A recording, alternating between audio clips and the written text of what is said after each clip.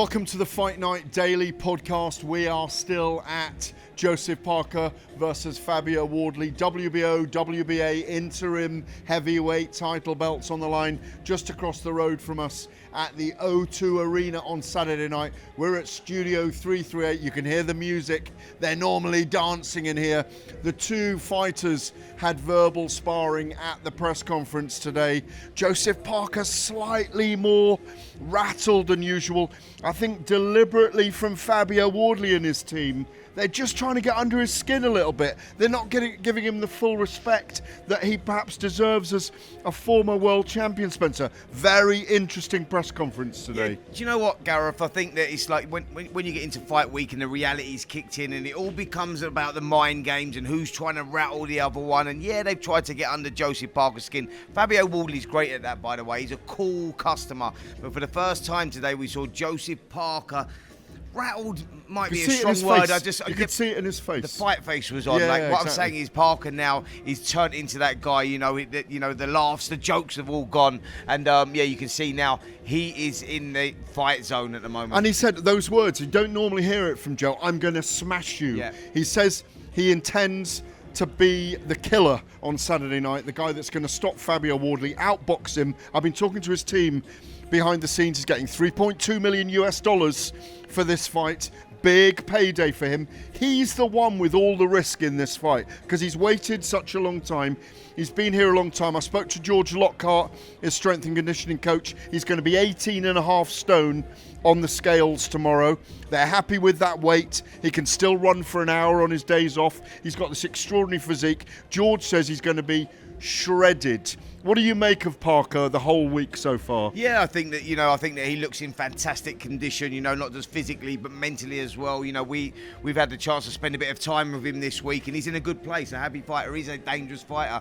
Fabio Wardley equally is that guy as well, but interesting. Let's come to Fabio in a minute, but let's stay on Joe for a sec. That's what I was going to say. Interestingly, Dave Higgins, who's Joseph Parker's manager, he was saying that, conversations have been had with Alexander Usyk and the team, and that is, we're talking about dangling the carrot here, and that could be the prize for the winner of this one. But I think that they're pretty sure that fight does happen next. And I think for Joseph Parker, he's a guy that's been waiting a long time. Frustration has kicked in. He hasn't had many rounds in the last, 12 to 15 months. He hasn't been in the ring a lot, and he's just wanted to fight the best. Hence why he's took this fight, dangerous fight against Fabio Wardley, who's unproven at this level. Let's not forget that. I think that when you're looking at Joseph Parker, you go, Joseph Parker is a young veteran. That's rare. You don't really get that very often, but he's got all that experience. He's been in with those big punches, those guys. But for Fabio Wardley, he's not been at this level yet. So there's a lot of unknowns here. Very intriguing fight. It is a very intriguing fight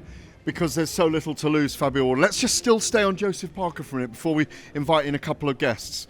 He is risking so much because he's waited for that Alexander Usyk opportunity. He could have fought Ajit Kabayel by now.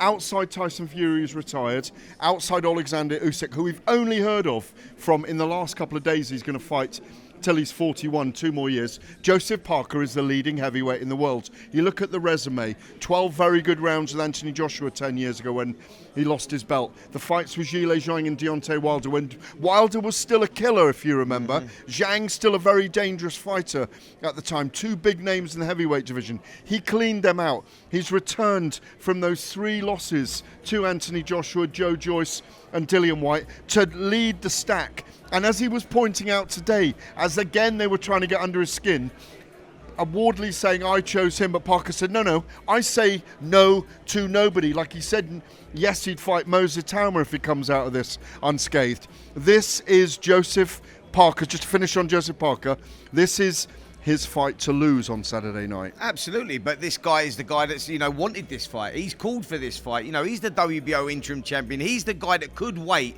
for the Alexander Usyk fight, but he wants to stay active. That tells you that he's got confidence in his own ability. You got to respect that. That's the old school way, Look, he was a world champion, back when he was 24 years of age, beating Andy Ruiz Jr. That was a long time ago now. The rebuild has been fantastic, and teaming up with Andy Lee, going to Dublin, tells you how hungry he is still at this stage. Fabio Wardley, let's go to him. What an incredible story. 10 years in the sport, 30 years old. He was a recruitment consultant working in an office. He'd been on the books as an early teenager with Ipswich Town as a centre forward in football. Walks into the gym, a Suffolk Punch gym in Martlesham near Ipswich, and Rob Hodgkins told us the story this week.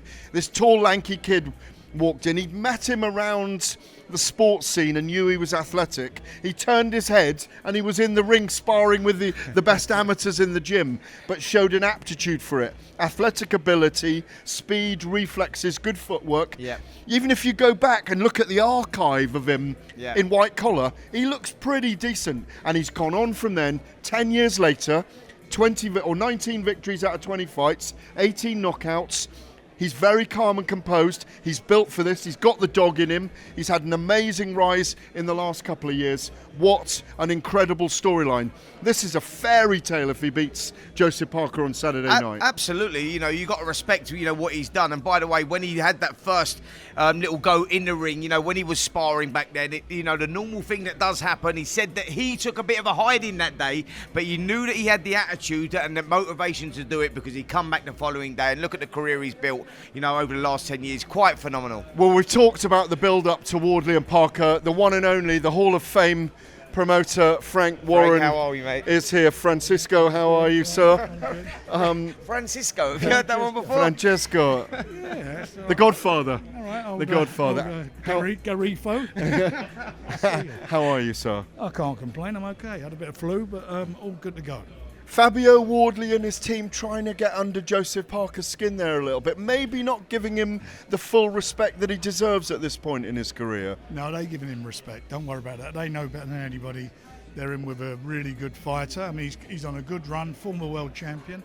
I think he's ranked number 2 in the world by Ring Magazine, which is just behind Usyk. So, that's what he is. This is a tough fight for Fabio. He knows that, but he's got something that a lot of fighters dream of having, which is that equaliser. I mean, he's a tremendous puncher, and he's shown it 18 times. Frank, you have to respect both fighters here, don't you? Because the positions that both fighters are in, it's quite rare, actually. We're getting it more today, the best fighting the best. And this is a prime example of that, where either guy could wait around for Alexander Usyk and that shot. Joseph Parker obviously is next in line, but they've took this fight as a high-risk, high-reward fight for both guys. Well, the WBO ordered the fight between Joe and Alexander, but he's injured, so he didn't want to just sit around and wait till March or February. He just said, let's get on with it. I'll have another fight in between. So Fabio, we mentioned the name, we talked, we sat down, worked it out, but Fabio looks at it as being in the position he's in, which is in a mandatory position, but it's down the pecking order as far as each organisation had the mandated situation. And what he's trying to do basically is jump the queue, bunk in, and get the shot. So the winner of this fight will get Alexander Usyk in the first quarter. Loads of things going on in the heavyweight division right now. You're still looking for an opponent officially for Moses Itauma. Derek Chisora, we understand, maybe fighting now Dillian Whyte on that card in Manchester. That's what the rumours are at the moment. Ajit Kabayel, you've got out early in January in Germany, starting a new era. Lawrence Okoli, you're involved with an Adelaide in Nigeria. Yeah. Could you put any meat on the bones of those things with Moses? How soon are we from announcing his opponent? How difficult is it at the moment? Moses' opponent's been announced. The WBA ordered for him to fight Pulev. So you're fighting that at the moment then? That's what it is. And the WBA have not sanctioned Pulev against Gassiev in Dubai. Right. So if he goes ahead with that, as it stands right at this moment, they'll strip him. That's it. So we will now. Look, they put the fight out, not us. So they can't go back on what they put out. So we expect him and Pulev to be the next fight. If you, in that instance, if it isn't Pulev, is there anyone else in the frame you'd like him to go in with? Well, there are other options, but I'm not going to be going into those yet. But then reserves are in place, and we do still see Moses, whether it's Pulev or not Pulev, on the 13th. No, that's not what I said. We will see what happens this weekend. There's going to be a lot of things happening, which I believe the dust will settle when we don't announce it. Listen, I want to announce the 13th. I want to get the tickets on sale. We've been messing around a bit. I'll tell you, we made Derek Chisora. It was agreed him to fight Miller. I heard that, yes. And that all fell apart. So that was a bit of a disappointment for me. Do you understand it could be Dillian Whyte now, though? I'm not going into it. Okay, fine. Okay, you're not there.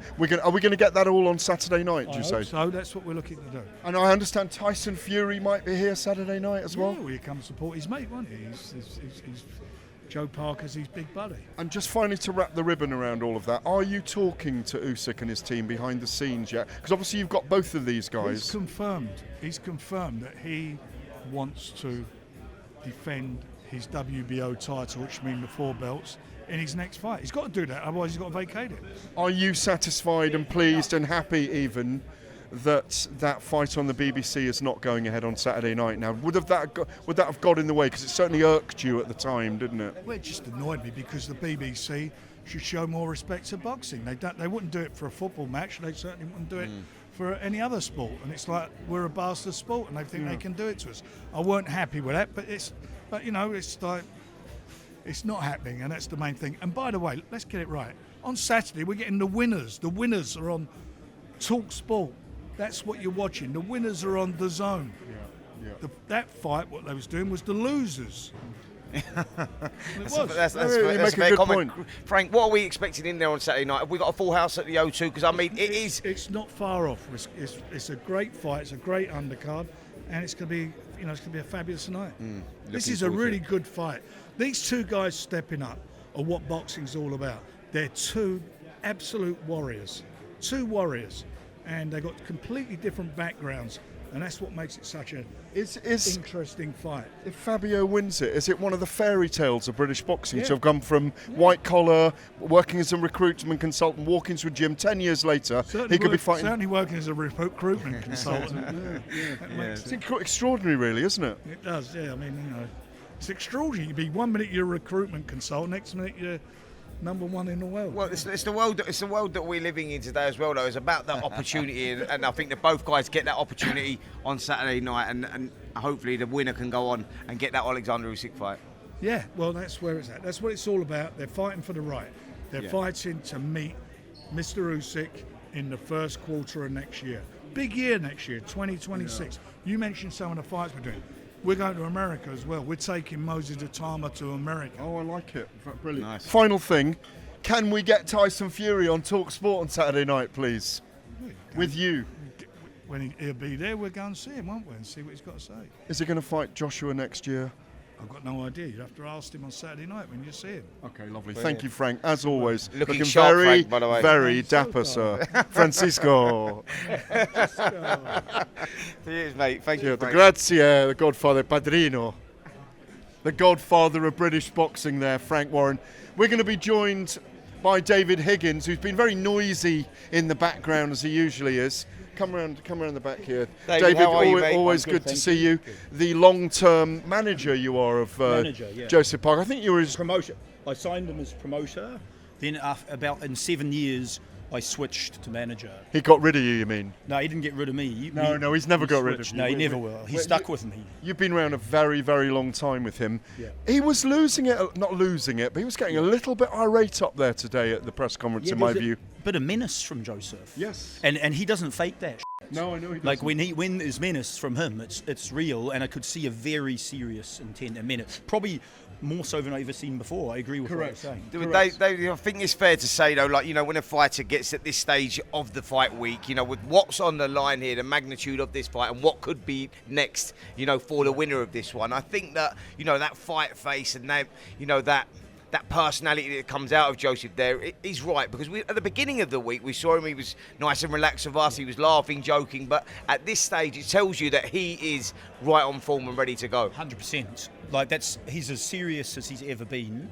We don't underestimate Wardley. Wardley seems like a good bloke, and he's there to win as well. Every heavyweight at that level backs himself. But I saw real menace from Joseph. Can I add to that? And the reason is, when he looks at his own record and what he's achieved over a long period of time, you can throw in Hughie Fury as an opponent in there as well, apart from Anthony Joshua, Zhilei Zhang and Deontay. No, all of them. Andrew Ruiz, Zhilei Zhang, Deontay Wilder, when he was still at his very most dangerous, when Joe put him to sleep in the fight, certainly that menace, that bronze bomber. What he has done in the division is levels, if not 2 levels, above what Fabio's already achieved, and I think that's what made him irate today, because he I've called it his fight to lose because he does inhabit a different level, even though Fabio's dangerous. No, I agree. It's Joseph's fight to lose. I totally agree with that. It's fair to say That's the first, isn't it? But he's a young veteran, isn't he? And like this, I want to talk about this rebuild. You know, when you go back to September 2022 and Joe Joyce, and you looked at the loss there and the loss that he also had to Dillian White, etc., and then he teamed up with Andy Lee just before the Joyce fight. Obviously, you look at the rebuild and the surge that he's gone on since then. You know, where did that come from? How did he rediscover himself? Trial and error. Anything in life. He's not a quitter. Abraham Lincoln, I think, ran for president 7 times and lost, and then he was elected president. So Joseph's clearly not a quitter. He was in the wilderness. He made changes. He changed his team. He worked on his technique, conditioning, never gave up. And the wholesale changes slowly, surely came together into a full package. And in the last year or two, he's just getting better and better. And the confidence comes with that. So now that he's got the wins, he's also now supremely confident in his own ability. A lot of people questioned his power. And he knocked out that beast, Bacoli, and, you know, with 1 clean shot. And Bacoli was regarded as a regular brick shithouse that was unknockerable, outable. And he put Bacoli to sleep. So he will be going in that ring feeling that he can knock Fabio or anyone out. And to be honest, we're coming straight at Usyk after we hope Usyk is willing to, you know, put all the 4 belts on the line. Look, let's be honest about this. He's 33. That's when you come into your prime as a heavyweight as well. So I think Joseph is in his prime years now. He just got started very early, you know, became a champion very early. He was unseated or dethroned by Anthony Joshua in a terrible fight when the referee Quarterzoni didn't let them fight each other. Joseph is almost like an adopted British fighter these days, and I think we're about to see the best 2 or 3 years of him. I think also Joseph's like you're talking about the power of Fabio Wardley, and not many people talking about Joseph Parker. You look at the first 21 fights before the Andy Ruiz Jr. fight. He'd had 21 fights and 18 knockouts. And people forget that. He's a bigger puncher than people give him credit for.